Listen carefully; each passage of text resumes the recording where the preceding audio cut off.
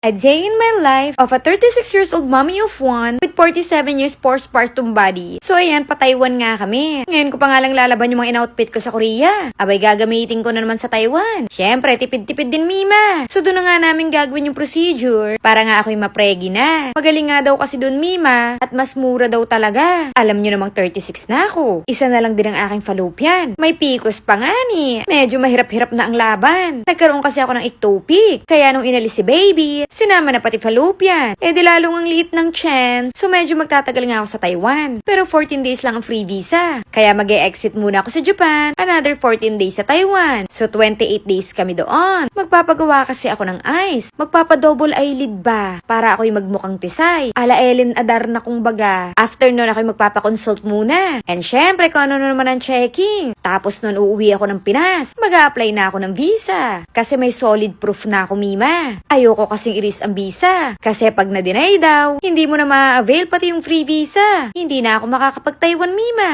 Pero 6 months lang ata. Gusto nga namin ay twins. Lalaki at babae agad. Para isang hirap. And request ni Dudong yung matalino. O alam niya na, dapat lamang ang aking cells. Pipiliin niya din daw yung healthy. Para hindi sakitin. Medyo malamig nga doon, kaya pang snow ang aking mga outfit. Sa Japan din kasi kami mag-e-exit. Anyway, Miss yung retinol serum nga pala ito. Para maputi kahit kuyukot.